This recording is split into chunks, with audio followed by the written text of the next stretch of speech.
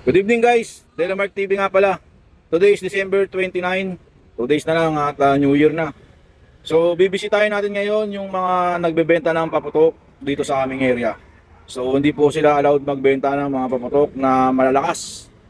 Okay, kasama ang grupo ng Team RU, si Miranda.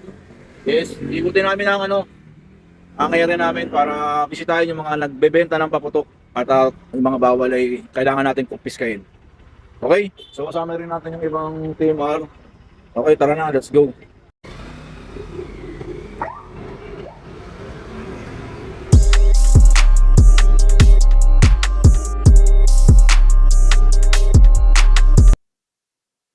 Ayun guys, nakaikot na tayo, mukhang negative. Walang nagbebenta ng paputok sa area ng Alpha Team RU. Okay, so good news yan. Ayun, wala tayong nakita. Pero mag-ikot pa rin tayo. So, dahil wala tayong nakita, dialogue na lang tayo sa mga barangay. Paalalahanan natin sila, mas nakakaalam sa mga nasasakupan nila, sino man yung mga nagbebenta, para mapagbawalan na rin. Punta tayo sa barangay. Para barangay tayo ngayon. Yung Titano at Kagawad yung mga kakausapin natin.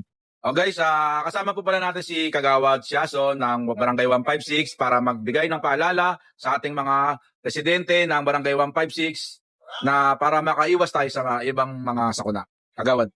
Yes, isang magandang gabi po sa ating mga kabarangay 156. Muli po kami po ay nagpapaalala sa ating mga magulang dyan na bigyang babala po ang inyong mga anak. Naway, huwag po silang mamulot ng mga pinagbabawal na paputok ngayong darating na bagong taon. Mayroon na po tayong naitalang insidente na naganap dyan sa May Tayabas, corner Yuseco Street, Abad Santos, kung saan isang malakas na pagsabog ng mga naipong paputok ang sumabog sa isang bata na siyang naging dahilan ng kanyang pagkamatay. At ang isa pa niyang kasama kung saan nasabugan din ng mga nagkalat na pinapiraso ng paputok. Kaya sa mga magulang dyan, obligasyon po natin na paalalahanan ng ating mga anak na wag po silang mamumulot ng kahit na anong klaseng paputok na kanilang makikita sa mga kalsada.